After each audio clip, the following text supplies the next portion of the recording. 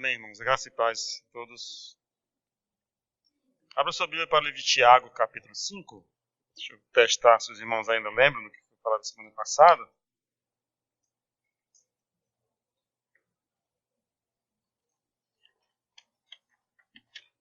Tiago, capítulo 5.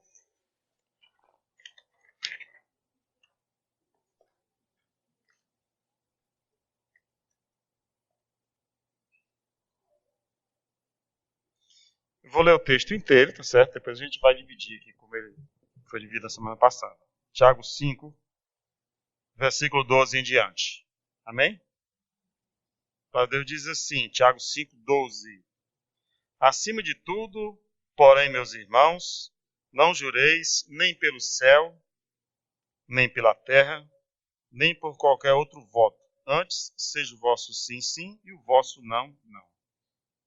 Para não cairdes em juízo. Versículo 13. Está alguém entre vós sofrendo? Faça oração. Está alguém alegre? Cante louvores. Está alguém entre vós doente? Chame os presbíteros da igreja, e estes façam oração sobre ele, ungindo-o com óleo, em nome do Senhor. E a oração da fé salvará o enfermo, e o Senhor levantará. E se houver cometido pecado, ser-lhe-ão perdoados. Confessai, pois, os vossos pecados uns aos outros, e orai uns pelos outros para serdes curados. Muito pode, pela sua eficácia, a súplica do justo. Amém? Vamos orar? Santo Deus eterno, Pai de misericórdia, nós queremos primeiro te agradecer pela tua presença nesta noite, pelos cânticos aqui entoados em teu louvor. Recebes, ó Deus, pela tua misericórdia e amor. Agora, Deus, estamos com a tua palavra aqui aberta, e nós cremos que essa palavra é viva e eficaz. Então, ó Santíssimo Deus, fala conosco, cada um de nós que está aqui, que a tua palavra hoje possa trazer exatamente a tua vontade e o teu propósito em cada coração que veio para ouvir. Que essa palavra possa, ó Deus, nos dar crescimento espiritual, consolo, ó Deus, na hora das tristezas, e também um motivo a mais para te servir e louvar. Nós te agradecemos, ó Deus, porque tu tens sido fiel ao longo desse tempo todo e sempre será. Em nome de Jesus. Amém. Muito bem, irmãos. Quem lembra da semana passada, nós falamos aqui que haviam 3 perguntas retóricas, né? E 3 respostas. Os irmãos lembram quais são as 3 perguntas? Só as perguntas. Vamos lá. A primeira é: Está alguém entre vós sofrendo? Só o Pedro se lembrou, né? Qual foi a primeira pergunta? Não sei se os irmãos estão ouvindo o que eu estou dizendo aqui. Vamos repetir, vamos lá? Qual a pergunta? Essa foi a pergunta. E a segunda pergunta? Está alguém alegre? E a terceira? Doente. Então essas são as perguntas. Não esqueçam mais, tá certo? Na semana passada nós falamos sobre a primeira pergunta. A primeira pergunta retórica foi: está alguém entre vós sofrendo ou aflito? E a resposta é: ore, faça a oração. Hoje vamos meditar sobre a segunda pergunta retórica de Tiago, né? Que está aí na sua Bíblia, isso é no versículo 13, logo, né? Está alguém entre vós? Algumas Bíblias, aliás, eu quero ver, existem tantas versões que eu queria explicar para os irmãos por quê, né? Eu tenho aqui, por exemplo, na minha Bíblia, que eu uso aqui, tem assim: está alguém entre vós alegre? Né? Outras vai aparecer contente. Eu tenho outra aqui que está assim: está alguém entre vós encorajado? Sentindo-se encorajado. É a versão King James atualizada. Está alguém entre vós encorajado? Então, existem outras versões também que aparecem em palavras diferentes, mas eu queria chamar a atenção dos irmãos pelo que está no original, né?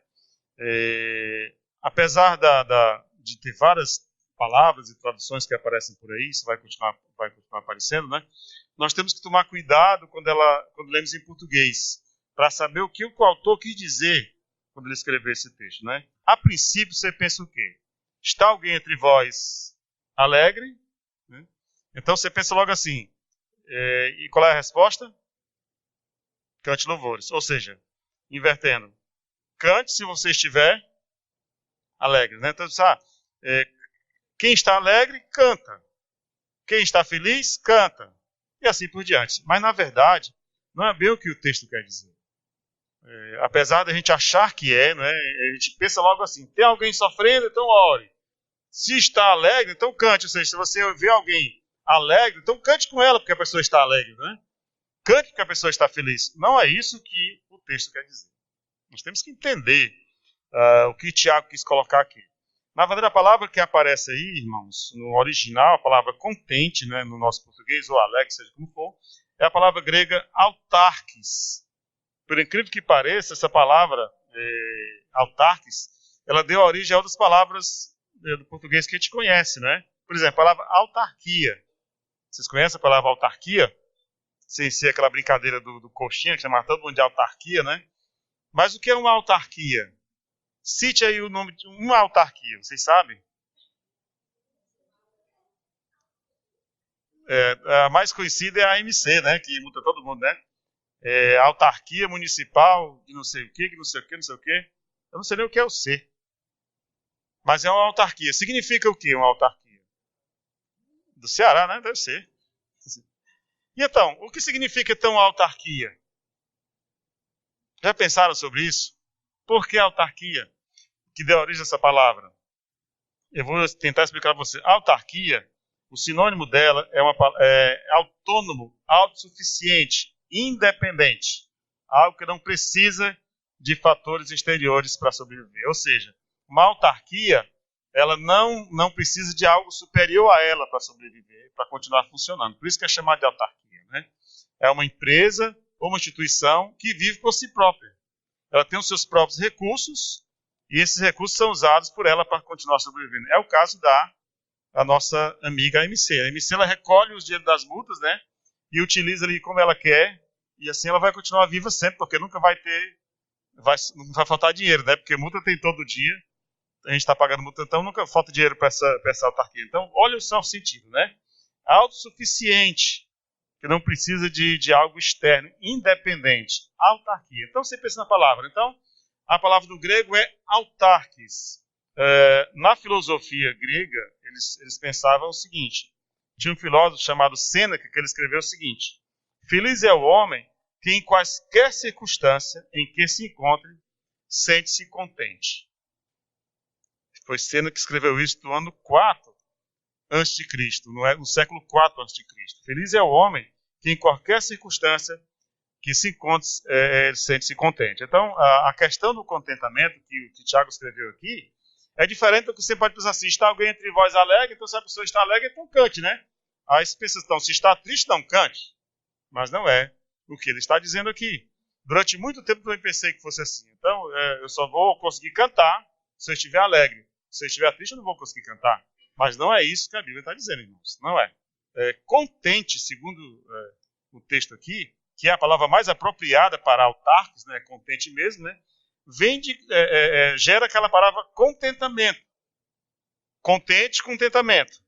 Por isso que eu coloquei aqui o melhor exemplo que nós temos para explicar o que é contentamento. A Bíblia fala que o contentamento é uma fonte de lucro para todos nós. E o melhor exemplo realmente é o apóstolo Paulo. Por isso que a gente vai para Filipenses capítulo 4, né? Deixe Tiago aí marcado. Volte um pouquinho para Filipenses 4.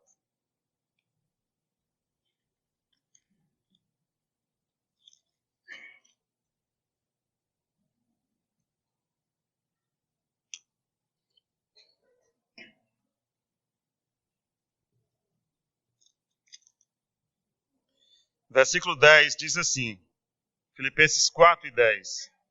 Alegrei-me sobremaneira no Senhor, porque agora uma vez mais renovastes a meu favor o vosso cuidado, o qual também já tinhas antes, mas vos faltava oportunidade. Digo-vos não por causa da pobreza, porque aprendi a viver contente em toda e qualquer situação. Então note que aqui apareceu mais uma vez a palavra contente. Né?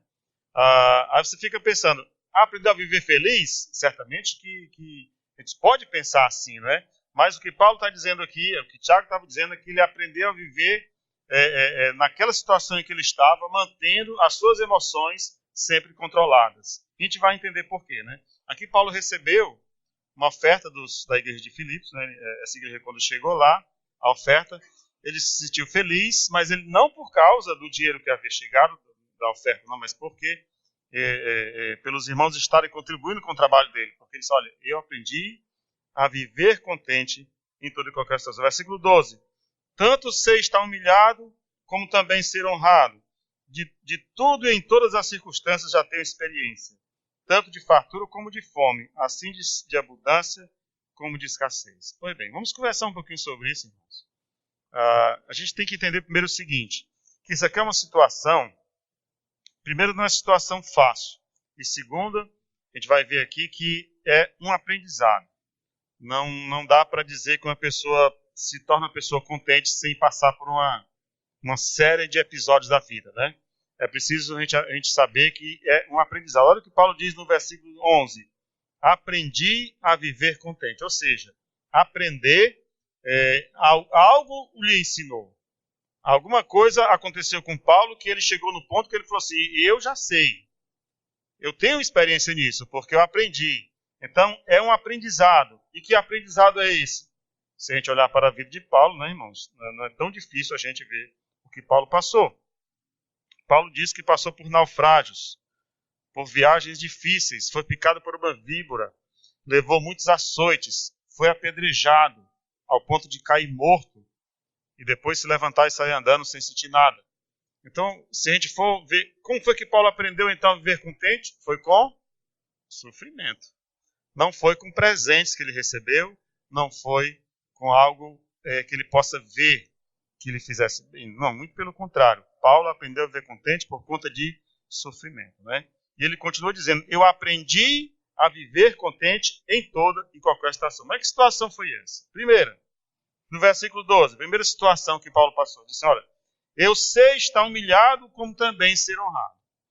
Irmãos, essa é, na minha opinião, a parte mais difícil do aprendizado. Porque nós, como seres humanos, quando somos humilhados, nós nos sentimos tão maus que só temos duas reações. Uma é se acabar, morrer, e a outra é reagir com violência. Nós não aceitamos ser humilhados. Quando fala de humildade, nós pensamos, eu quero ser humilde, mas não é tão simples assim, né? Quando alguém chega e faz um elogio para você, você se sente o rei da Inglaterra ou a rainha, seja o que for. Mas se alguém não te faz esse elogio, você se sente mal, né? Então, isso é do ser humano. É do ser humano. Nós queremos que o nosso ego seja massageado. Quando fazemos alguma coisa, seja o que for, alguém chega assim, faz muito bem, esse seu trabalho foi bem feito, e aí nós nos sentimos bem, né? Isso nos faz bem. Mas quando a situação é contrária, quando estamos em humilhação, nós não conseguimos aceitar. E Paulo está dizendo que ele aprendeu a conviver com a humilhação e com a exaltação. E as duas coisas podem acontecer. Nós temos que aprender, irmãos, que nem sempre as coisas vão sair como a gente quer. Nem sempre alguém vai chegar e vai dar um elogio e vai dizer, muito bem. Não, pode ser que alguém chegue e dê uma tremenda crítica. Você tem que estar preparado para receber aquela crítica e não preparado para receber só elogios. É o que nós queremos às vezes, né? Então, o mais difícil é isso aí. Ele diz que aprendeu a ser humilhado e também ser honrado. É difícil demais. Porque, vamos citar um exemplo aqui. Alguém vem fazer um número especial aqui na frente, canta, né? Com muita emoção e tal, e vai, senta aí. No final do culto, se alguém não chegar e apertar a mão, rapaz, você cantou hoje divinamente bem, né? A sua vida é uma bênção e tal. Se não receber um aperto de mão de ninguém, a pessoa já fica pensando, já fica se sentindo para baixo, né? Eu não sei o que aconteceu, eu não abafei hoje, né? Algo aconteceu de errado. Então nós temos que aprender a conviver com a honradez e com a humilhação. Pode ser que aconteça de você fazer, principalmente se trabalha para Deus, né? Se trabalha para Deus, eu digo o seguinte, se você espera receber alguma coisa de Deus, espere não nessa terra, espere na outra vida. Porque se você esperar nessa vida, já vai receber aqui, não guarda para outra, né? Então, a parte mais difícil desse aprendizado, para mim, é essa questão da humilhação e da exaltação. E ele também continua dizendo o seguinte, olha, de tudo e em todas as circunstâncias já tenho experiência. E ele diz o seguinte, olha, eu já passei fome e já tive fartura. Então, já passei fome e já tive fartura. Por que Paulo cita isso aqui? Porque, irmão, isso aqui é a necessidade básica do ser humano. Eu não creio que alguém aqui já tenha passado por isso, né, de não ter o que comer durante alguns dias. É a situação mais difícil do ser humano. Eu não passei fome. Graças a Deus, eu passei privações, claro, né, como já disse para os irmãos, eu fui criado por um pai que era vigilante e vendia peixe pela manhã para sustentar 9 filhos. E ele só trabalhava, né? Então o que ele ganhava era o suficiente para a gente comer. A gente se alimentava bem, graças a Deus, né? Mas não tínhamos basicamente nada. Nós tínhamos o que nós precisávamos e não aquilo que a gente não precisava. Mas eu sei que tem pessoas que hoje, mesmo no nosso Brasil que está, tem pessoas que não têm o que comer, que amanhece o dia olhando para dentro de casa sem ter um grão de feijão sequer para botar na boca, né? E eu, graças a Deus, nunca passei por isso. Mas deve ser uma sensação muito, eu diria, tão difícil que alguém que passa por isso jamais esquece. Jamais. Eu vi uma vez uma pessoa dando testemunho que no dia que passou fome, que passou um dia inteiro sem comer, aquele dia ficou guardado pro resto da sua vida. Nunca esqueceu naquele dia. Mas nós que temos a comida todos os dias, nós não damos valor. Às vezes, eu brinco muito com os meninos lá em casa, né? De negócio de escolher comida, né? Fulano tal não come isso, não come aquilo, só come isso, só come aquilo. Na minha infância eu não tinha esse direito. Porque se não comesse o que estivesse na mesa, era fome. Né? Por isso que eu brinco com os meninos, né? Eu aprendi muito com isso. Eu agradeço a Deus por ter passado por isso. Nossos filhos não passaram por isso, então eles perderam essa cadeira da faculdade. Né? Os meninos aqui perderam essa cadeira, porque tem tudo em abundância, né? Nós trabalhamos demais para dar o que eles nem precisam. E eles não dão valor por aquilo que eles não precisam. Porque tem sobrando. Mas eu não tive. Eu agradeço a Deus hoje.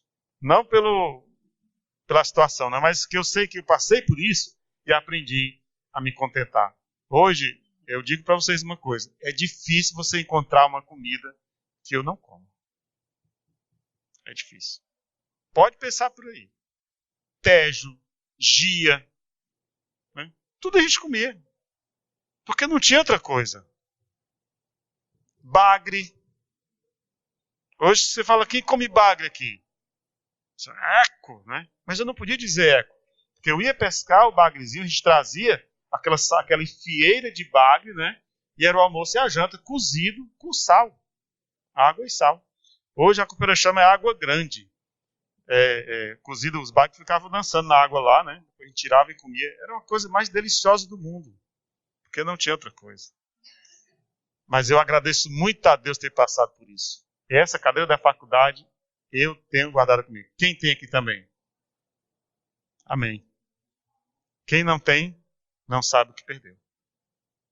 Sabe, irmãos, quando Paulo fala disso aqui, ele está dizendo que nós precisamos passar por isso. Por isso que a gente às vezes não entende algumas situações que acontecem na nossa vida. Eu vi alguém uma vez se queixando, rapaz, eu tinha um bom emprego, eu tinha isso, eu tinha aquilo, e hoje não tenho mais um emprego, não tenho mais aquilo. Estou comendo aqui esse pão seco. E aí vai reclamar de Deus. Não reclame. É uma cadeira da faculdade da vida que você precisa passar.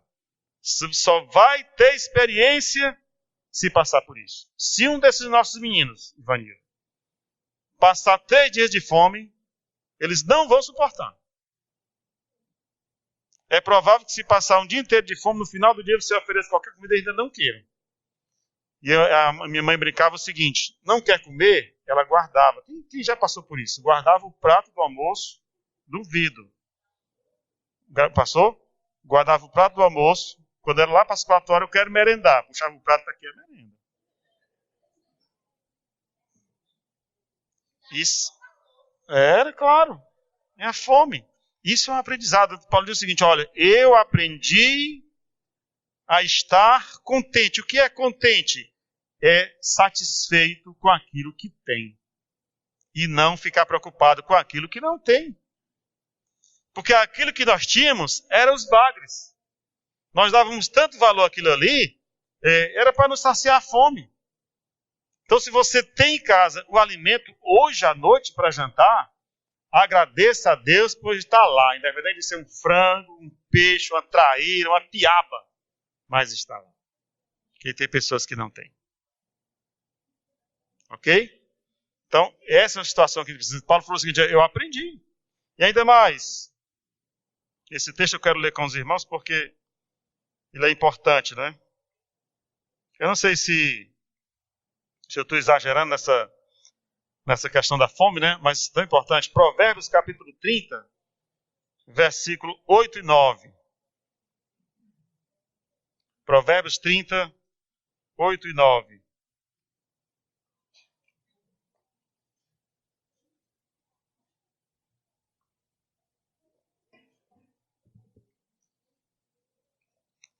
Se você não se deparou com esse texto, anote na sua Bíblia e passe uma caneta, porque aqui há muita sabedoria nesse texto aqui. Provérbios 30, versículo 8 e 9.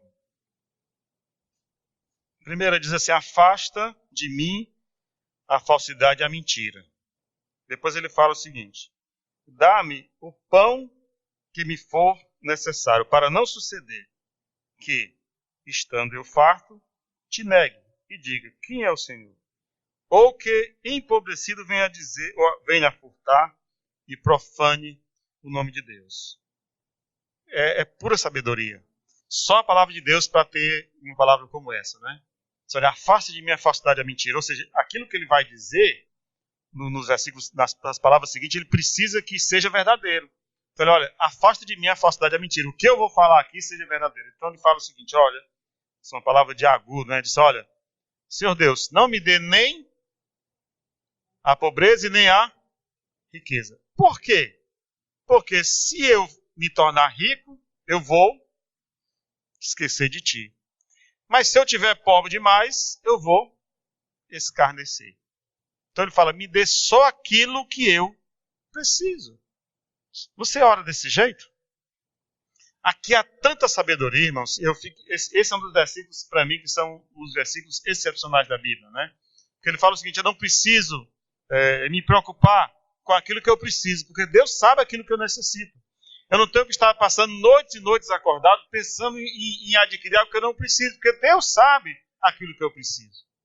Só que nós gastamos tanto tempo preocupados com aquilo que nós não precisamos, que entramos em colapso financeiro e nervoso por conta de coisas que não são tão valiosas assim. Tem pessoas que se endividam e passam noites sem dormir, porque compraram algo que não precisavam. Foram numa loja, viram uma televisão grande, né? O meu vizinho tem uma televisão de 40, eu quero uma de 50. Aí compre 50 vezes. Quando chega com 25, se arrepende. É isso aí. Se você aprender a controlar suas emoções, a sua vida vai mudar. A sua vida vai mudar. Então não peça a Deus nem a riqueza e muito menos a pobreza. Peça só aquilo que você precisa para viver. Amém? Bom, vamos continuar, né? E Paulo continua dizendo aqui. Volte agora para Filipenses, no estado, né? Filipenses capítulo 4. E versículo 12 ainda ele diz assim: eu já tenho experiência tanto de fartura como de fome, assim de abundância como de escassez. Ou seja, se alguém já usou esse versículo de Filipenses para outras coisas, o sentido é esse: eu posso todas as coisas naquele que me fortalece. Ou seja, eu suporto, eu tenho condição de aguentar toda e qualquer situação, porque Cristo me sustenta. É isso que ele está querendo dizer. Amém? Mas aí veja o seguinte: então eu tenho que estar contente de toda e qualquer situação. Se eu estiver sem dinheiro no bolso, eu estou contente, porque eu sei que é aquilo que Deus quer para mim. Agora, não vou dizer o seguinte: eu estou sem dinheiro no bolso, vou ficar em casa sem trabalhar. Não. Se eu não tenho condições... Ontem eu dou graças a Deus quando os irmãos... Meu irmão Isaac passou lá em casa ontem para mostrar um carro novo. Eu fui lá com tanto prazer, né? Peguei assim no banco do carro. Muito feliz por ele. Ele, rapaz, é automático. Eu fiquei mais feliz ainda. Aí peguei de novo no banco, né? Eu fiquei muito feliz mesmo, porque ele não se endividou, ele estava pagando, né, aquele negócio de consórcio e tal. Eu admiro muito o Isaac, que ele faz essas coisas incríveis que eu não consigo fazer, né? Mas eu fiquei feliz por ele. Mas tem pessoa que pensa o seguinte: rapaz, ele veio e a gente viu isso no filme, né? Ontem. Rapaz, você viu o fulano tal se exibindo com o carro dele, a pessoa vai, vou comprar um melhor do que o dele. Aí é que vem a maldade no coração, né? Então, esteja contente com aquilo que Deus tem te dado.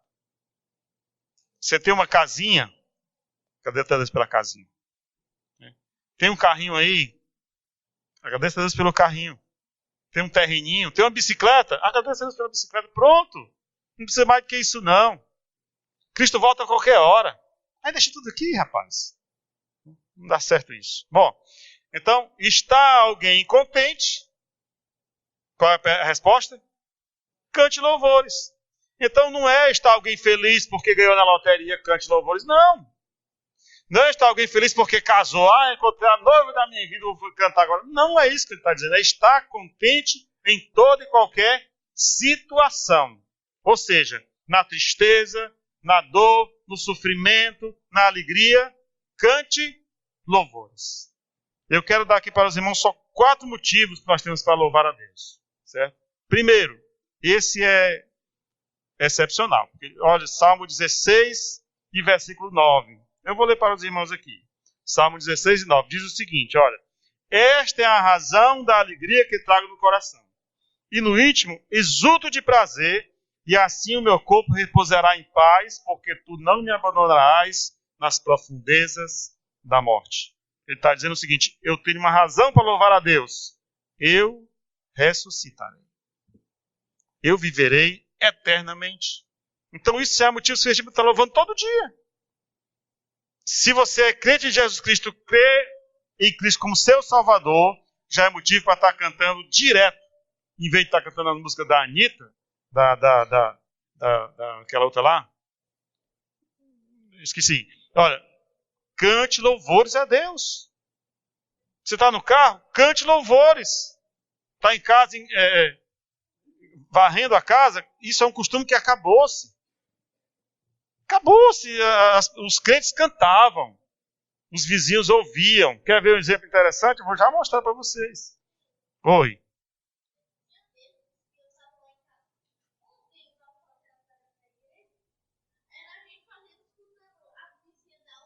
Cantando. Aí foi vergonha a você, não foi? Olha, é um costume que nós perdemos, infelizmente. Dificilmente você vê alguém com carro, né, de som, cantando louvores. Não, você escuta funk, forró, tchaca, tchaca, tchaca, aquele forró. Mas um crente não bota os louvores para as pessoas ouvirem. É impressionante como perdemos isso, né? Mas o louvor, além de nós sabermos que temos que cantar a Deus porque Ele nos salvou, nós também, ele foi utilizado por personagens bíblicos para se livrar de situações difíceis. Vamos ver aqui, eu quero que os irmãos abram para o livro de Atos. Será que eu desmarquei aqui para...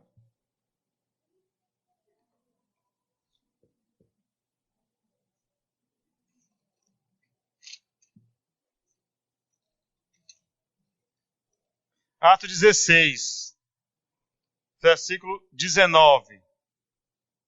Atos 16, 19.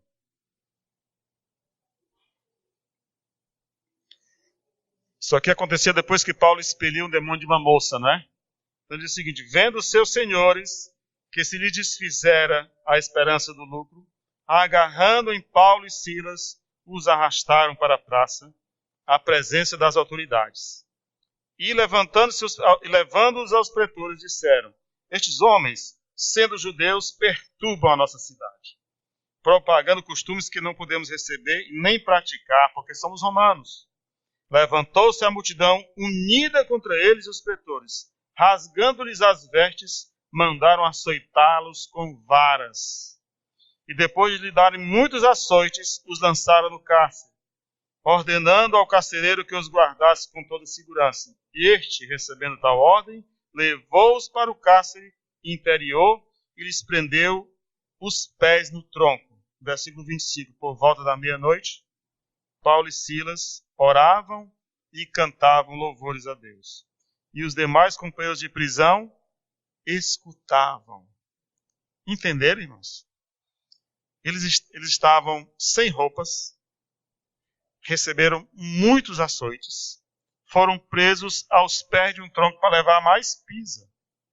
Meia-noite, o que eles fizeram? Oraram e cantaram. Quem de nós tem coragem de fazer isso? Se na primeira doença que vem, a gente faz abaixar a cabeça. É preciso que alguém venha e cante por mim, né? Por isso que tem umas músicas que animam, né? O seu Chico, ele tem um grupo lá, que é os Arautos, que ele usa para animar as pessoas. Ele vai, a pessoa está triste, ele vai lá, vamos cantar, vai dar... Não é essa que ele canta. É Deus resolve o teu problema pessoal, Deus vai dar... Olha, a Bíblia diz que você é que deve fazer isso. Não espere que outro venha. Se está com problema, está endividado, seja o que for, cante louvores e ore. Quem tem coragem? Nós não temos essa coragem. É preciso que alguém vá. Você fica esperando. Eu estou aqui cheio de problema na minha casa. Ninguém vem na minha casa cantar uma música para mim. Por que você mesmo não canta? Paulo e Silas estavam presos depois de muito apanhar. E eles oraram e louvaram. E o que aconteceu? Os outros escutaram. Os outros escutaram. O Arthur ouviu quando a mulher cantou, não foi? Se você cantar louvores, as pessoas vão ouvir. E olha que às vezes você pode cantar cheio de problema. As pessoas vão continuar ouvindo e Deus está trabalhando mesmo nessa situação. Amém? Esse é o terceiro motivo. E o quarto e último motivo está em Apocalipse capítulo 15 e versículo 3.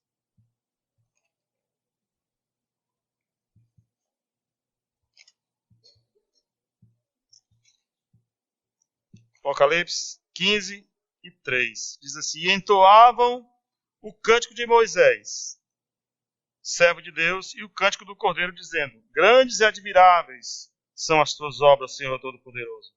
Justos e verdadeiros os teus caminhos, ó Rei das Nações. Quem não temerá? Quem não glorificará o teu nome, ó Senhor?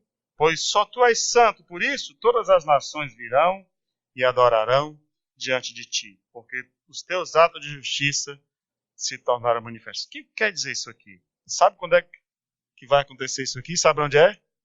Esse culto aqui? Sabe onde é? É lá na Praça de Alencar? Onde é esse culto? Diante do Senhor.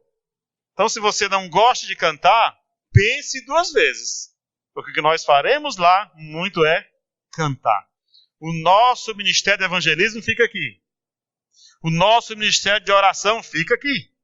O nosso ministério de consolar os aflitos fica aqui. Mas o ministério de louvor continua, jamais encerra. Esse é o cântico do Cordeiro que nós cantaremos lá nos céus. Então, é o último motivo. Cante, porque nós continuaremos a cantar na glória celestial. Amém? Está alguém entre vós contente? Cante louvores. Vamos cantar? Fiquemos todos de pé. E contente não é uma situação ruim ou boa. Não, é uma situação de contentamento.